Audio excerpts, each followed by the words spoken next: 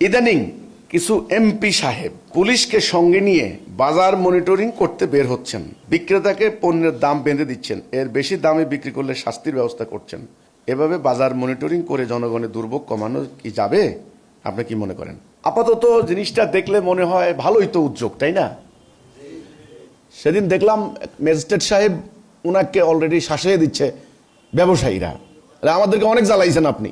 এটা নিয়েও কিন্তু সোশ্যাল মিডিয়াতে প্রচুর সমালোচনা হয়েছে ওই ব্যবসায়ী নেতার। যাই হোক, আমরা ইদানিং দেখতে পাচ্ছি নির্বাচন যখন হয়ে গেল, আমাদের অনেক এমপি জনপ্রতিনিধি থানা পুলিশকে নিয়ে বা কখনো ম্যাজিস্ট্রেটকে নিয়ে তারা বিভিন্ন জায়গায় বাজার মনিটরিং করছেন। তো এটা ভালো, তো এক হিসাবে উদ্যোগটা ভালো, খারাপ না। বাজার ব্যবস্থাপনা যেন সিন্ডিকেট না থাকে, দাম যেন নিয়ন্ত্রণ থাকে, জনগণের ক্রয় সীমার মধ্যে থাকে। কিন্তু এখানে একটা বিরাট একটা ফ্যাক্টর আছে ভাই, এখানে একটা ব্যাপার আছে, সাধারণ জনগণ বিষয়টা বুঝতে হবে। আমরা এই পর্যন্ত এগুলা কিন্তু দেখে এসেছি, এগুলো নতুন কিছু না। ম্যাজিস্ট্রেট সাহেব ধরে নিয়ে বেঁধে নিয়ে যাচ্ছে, দম নগদে জায়গার মধ্যে শাস্তি দিচ্ছে, ব্যবসায়ীদেরকে মাপে কম কেন দেয়, মেয়াদ উত্তীর্ণ জিনিস বিক্রি করে, এসব আছে, এগুলো আছে, অতিরিক্ত দাম রাখে। কিন্তু আমি যদি ইসলামের দৃষ্টিভঙ্গি থেকে বিষয়গুলি দেখতে যাই, কথা বলতে যাই, তাহলে আমাকে বুঝতে হবে, বলতে হবে, এই ধরনের বাজার মনিটরিং সাময়িক কিছু প্রশমন সুবিধা, যেমন আপনার ব্যথা উঠছে, আপনার ডাক্তারের একটা ব্যথানাশক ট্যাবলেট বা একটা ইঞ্জেকশন দিয়ে দিল, সাময়িক, কিন্তু আপনার রোগ কিন্তু ভালো হলো না, বরং ভয়ঙ্কর ক্ষতি হতে পারে এটার ভিতরে। কখনো কখনো এই ব্যথানাশক ওষুধ খেয়ে জায়গায় মারা গেছে, এমন ঘটনাও ঘটছে। যেমন আমার জানাশোনা একজন, আমাদের এক সদস্য, বয়স কিন্তু খুব বেশি না, বাড়ি মেহেরপুর। ছেলেটার বুকে ব্যথা উঠলো, তো ডাক্তারের কাছে যা বললো, ডাক্তার বললো এটা খান, বোধ গ্যাস। আসলে গ্যাস না, অন্য সমস্যা। খাওয়ার সাথে সাথে কয়েক মিনিটের ভিতরে সে মারা গেল, হার্ট অ্যাটাক করেছে। তো এই যে ব্যাপারগুলি, এজন্য সাময়িক উপশম হতে পারে এবং দেখলে খুব ভালো লাগতে পারে যে ব্যবসায়ীদেরকে নিয়ন্ত্রণ করা হচ্ছে, সিন্ডিকেট কন্ট্রোল করা হচ্ছে। কিন্তু বিষয়টা পুরো একটা সিস্টেম, পুরো একটা ব্যবস্থা। আজকে ব্যবসায়ীরাও কিন্তু ক্ষুব্ধ। আমাদের যে সমস্ত ধর্মীয় দলের নেতারা এমপি হয়ে খলিফা ওমরের মতো এগুলো দেখাচ্ছেন, বুঝাচ্ছেন, আমি তাদেরকে স্বনির্বন্ধ অনুরোধ করব, অন্যরা রাজনৈতিক কারণে লোক দেখানোর জন্য যাকে বলা হয় উইন্ডো ড্রেসিং, মিডিয়া ট্রায়াল, এগুলি করে তারা। আপনারা যদি এগুলি করেন তো সাধারণ মানুষ মুক্তি পাবে না জীবনেও। সেটা কি দেখেন, অর্থনীতি পুরো একটা সিস্টেম, পুরো একটা ব্যবস্থাপনা। আপনি হুট করে দোকানদার হলো খুচরা বিক্রেতা, তারপরে তার কাছ থেকে যায় ভোক্তা, এই খুচরা বিক্রেতা আনে পাইকার মানে আড়তদার, সেখান থেকে সে আপনার যায় হলো ডিলার। তাহলে আপনি দেখেন, আপনি উদাহরণটা আমি দিলে বুঝবেন, যখন ধান উৎপাদন করেন, চালের বাজার, আপনি চালের বাজার নিয়ন্ত্রণ করবেন, গোড়া থেকে ধরেন। প্রথমে হলো জমির মালিক, কৃষক যিনি উৎপাদন করবেন, ওনার মালিকানা আছে কিনা জমি, না আরেকজনের জমি, বর্গা চাষ করে, বর্গা করতে গেলে ওনার কত পার্সেন্ট ওই মালিককে দিতে হয়, বেচারা কৃষক। এবার যখন ধানের বীজ 500 টাকা, 600 টাকা, গত বছর আমার এলাকায় 600 টাকা ধানের বীজ কেনা হয়েছে। আমি খবর নিয়ে জানলাম 28-29 টাকা মাত্র খরচ পড়ে উচ্চ ফলনশীল ধান, উপসি যেটা, সেখানে 500 টাকা দিয়ে 1 কেজি বীজ কিনা হয়। এবার আসেন সার সিন্ডিকেট, সারের উৎপাদন খরচ কত, সারের যে ডিলার, সারের যে ব্যবসায়ীরা, সেখানে কত করে খরচ পড়ছে, কৃষকদের সার দিলেন না কেন? আচ্ছা, পানি ছাড়া তো এখন কোন ধান হচ্ছে না। এখন ধানের এখানে পানি তুলতে হলে, সেচ প্রকল্প, সেচ দিতে হলে আপনার হলো বিদ্যুতের খরচ, যেখানে বিদ্যুৎ নাই সেখানে হলো ডিজেল খরচ 80 টাকা ডিজেলের লিটার। তাহলে আপনি দেখেন, জ্বালানি খরচ, সেচের খরচ, সারের খরচ, বীজের খরচ, এরপরে হচ্ছে একটা লেবারের দাম, এখন গ্রামে 1000 টাকা, 1000 টাকার নিচে কোনো লেবার নাই, শ্রমিক খরচ।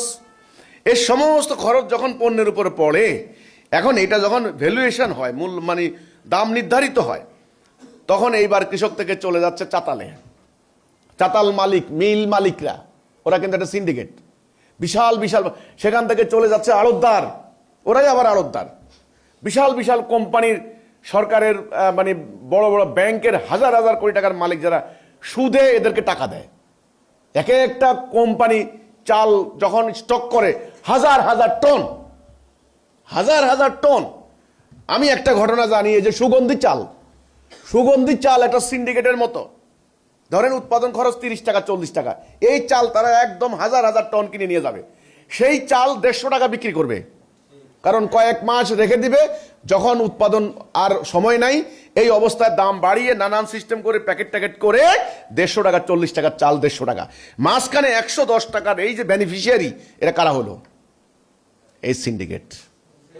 তাহলে না আমার কথা হলো, আপনারা যারা এই যে ভোক্তাদেরকে মানে আমরা ভোক্তা আমরা কিনি, আমার বাসার পাশে আমার বাজারে একটা খুচরা দোকানদার এই বেচারা খুচরা 10 বস্তা চাল আনি বেচতেছে। এখন আপনি যাইয়া আপনার হলো এমপি হইছেন নতুন করে, বা চেয়ারম্যান হইছেন, বা মেম্বার হইছেন, মিডিয়া কতগুলি নিলেন, নিয়া বলে নেতা সাহেব তো বাজার করতেছে, নিয়ন্ত্রণ করতেছে, এই তালিকা দেখাও, তো এই বেটা তালিকা হয়তো লেখাপড়াও অনেকে জানে না, তালিকা 9 জায়গায় 6 লেখা থুইছে, অথবা সে মাপে কম দিছে। ওকে, বাজারের একটা সিস্টেম আছে, বাজার যে চলমান রেট, যেমন ধরেন চালের কেজি যদি 80 টাকা হয়, সারা বাজারে 80 টাকা এই মানের চাল, ধরেন নাজির শালের চালের কেজি 80 টাকা, উদাহরণ দিচ্ছি আমি, সারা বাজারে নাজির শালের চালের কেজি 80 টাকা, কোনো লোক ইচ্ছা করলে 85 টাকা বেচতে পারবে না, 2-1 বেচতেও কিন্তু সে কাস্টমারের ঠেলা ঠিক হয়ে যাবে।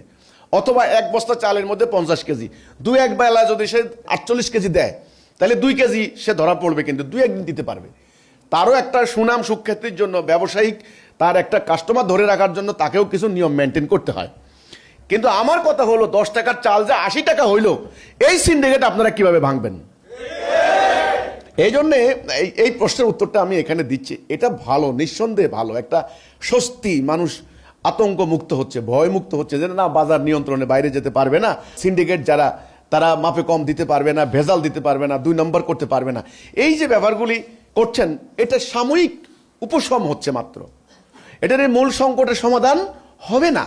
আমি আবার বলছি, এখানে একটা বাণিজ্য নীতি কাজ করে, এখানে অর্থনীতি, এখানে শিল্পনীতি, এখানে এই যে আমদানি রপ্তানি নীতি, অনেক কিছু, এখানে শাসন ব্যবস্থা, সমগ্র কিছু একত্রিত হয়ে একটা পণ্যের মান নির্ধারণ। আমরা হচ্ছে ভোক্তা, সরাসরি উৎপাদক আর ভোক্তার এই সম্পর্ক, এই চেইন, একটা সাপ্লাই চেইন যাকে বলা হয়, সরবরাহ শিকল চেইন, এটা বিভিন্ন জনের দ্বারা। গতকালকে আমি দেখলাম এক জায়গায় 1 ট্রাক 2 টনের একটা মাল বা 10 টনের 1 ট্রাক পণ্য 350 মাইল রাস্তা অতিক্রম করতে তাকে 22,000 টাকা চাঁদা দিতে হয়। পত্রিকা আসছে 5 টাকার বেগুন 50 টাকা কেন হয়? এখন যেখানে 50 টাকা বেচা হচ্ছে, ওই খুচরা বিক্রেতারে যাইয়া যদি আপনি হাতের মধ্যে 2 বাড়ি মারেন যে এই বেটা 50 টাকা বেচোস কেন, এটা কিন্তু আসলে দুঃখজনক, তার কিছু করার নাই। সে খুচরা বিক্রেতা, সে ভোক্তা পাচ্ছে 50 টাকা। কিন্তু এই 5 টাকার বেগুন কিভাবে 50 টাকা হলো, এটা বিরাট একটা চেইন, বিরাট একটা সিস্টেম, বিরাট একটা ব্যবস্থাপনা, বিরাট একটা মেকানিজম সিস্টেম। এই টোটাল সিস্টেমটাই বাদ না দিলে এই বাজারে বাজারে বেচারা সম্মানিত ম্যাজিস্ট্রেটগণ, জনপ্রতিনিধিগণ, আপনারা যতই বাজার তদারকি করেন, মনিটরিং সেল করেন, সাময়িক কিছুটা আপনি এদিক দিয়ে গিয়ে পুলিশে কয়টা জরিমানা করে দিয়ে আসলেন, ওরা আবার লোক পাহারা দিবে, চলে আসলেন ওই আগের জায়গায় চলে গেল। কথাটা বুঝাতে পারলাম কিনা? এ পর্যন্ত কি এটা হয়নি? সব সরকারের আমলে হয়নি, হয়েছে। কাজে এটা কোনো স্থায়ী সমাধান নয়। হ্যাঁ, বাজার মনিটরিং সব সময় থাকবে, ইসলামী রাষ্ট্র ব্যবস্থা হলেও থাকবে, আমি সেটা বলছি না, এবং ম্যাজিস্ট্রেসি পাওয়ার নিয়ে কর্মকর্তারা বাজারে ঘুরবেন, এটা সবসময় থাকবে। বাট চলমান বিদ্যমান অর্থনৈতিক, রাজনৈতিক, বাণিজ্য নীতি মানে সিস্টেমটাই টোটাল বাদ না দিলে পণ্যের মান নিয়ন্ত্রণ বা পণ্যের মূল্য নিয়ন্ত্রণ, অর্থাৎ উৎপাদনকারী এবং ভোক্তা তারা কেউই উপকৃত হবেন না, ব্যবসায়ীরা। এই সিস্টেম, এই ব্যবস্থাকে বাদ দিতে হবে, এটা হলো আমার প্রস্তাবনা। তা না হলে ওই মিডিয়া প্রচার করবেন, মনে হবে, মানুষও মনে করবে যে ওরে কি দারুণ একটা বাজার মনিটরিং হচ্ছে, এইবারে বোধহয় দাম কমবে না। এতে করে কি রমজান মাসের পণ্য কি কমছে? তেল, চাল, চিনি, লবণ, আটা দাম কমাতে পারছে? আসলে এই টোটাল একটা ব্যবস্থাপনা, ওই যে গোড়ায় যেখানে উৎপাদন হচ্ছে ওখান থেকেই। তাহলে সরকার কেন আপনারা সার দিচ্ছেন না? সারের সিন্ডিকেট কেন? সরকার কেন বীজ দিচ্ছেন না ফ্রি? বীজের সিন্ডিকেট কেন? সরকার কেন পানির সিস্টেম করছেন না? পানির কোনো ব্যবস্থা নাই, সেখানে বিদ্যুতের ব্যবস্থা করছেন না। উৎপাদন করেন, দেখবেন উৎপাদন কস্টিং একদম নিম্ন স্তরে নেমে আসবে। সেটা সরকারি ব্যবস্থাপনায় আবার আপনারা কিনে নেন, কৃষক লাভবান হবে, জনগণ লাভবান হবে। আমি সেটা প্রমাণ আমাদের এলাকা হয়েছে গত আওয়ামী লীগ সরকারের আমলে। ধান কিনা কর্মসূচি দেখেন, সরকার ধান কিনে 6 লক্ষ টন ধান কিনবে। এখন ধান কেনার জন্য কৃষকদেরকে কার্ড দিয়েছে, কৃষক ধান উঠলে সরকারের গুদামে ধান দিয়ে আসবে। আমরা কার্ড পাইলাম না। দেখেন, আমরা হলাম আমাদের ইউনিয়নের একমাত্র বড় কৃষক, আমাদের প্রতি বছর 2000 মণ ধান হয়, আমরা কিন্তু কার্ড পাই নাই। কার্ড যেই চেয়ারম্যানে নিয়েছে, যাদের নামে নিয়েছে, তারা কেউই 1 ডিসিম জমিও নাই, ওরা কৃষক না। পরে খবর পাইলাম তাদের দলীয় চেয়ারম্যান এই সমস্ত ধান আরেকটা কোম্পানির সঙ্গে চুক্তি করে সরকারকে দিয়ে দিছে ধান। সিন্ডিকেটটা কি দেখেন, বাহ, পোয়া বারো, লাভে লাভ, লাভে লাভ। এখন এই চেয়ারম্যান আগামী নির্বাচনে 2 কোটি টাকা দিয়া নমিনেশন দলকে খাওয়াইয়া আরো 2 কোটি টাকা দিয়া চেয়ারম্যান হইতে কোনো অসুবিধা আছে? মধু, বিশাল মধু।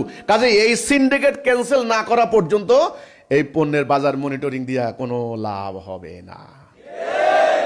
সাময়িক উপশম হবে, ঠিক আছে, কন্টিনিউ চলবে, কিন্তু সিস্টেম বিদ্যমান চলমান ব্যবস্থাকে সম্পূর্ণ বাদ দিতে হবে।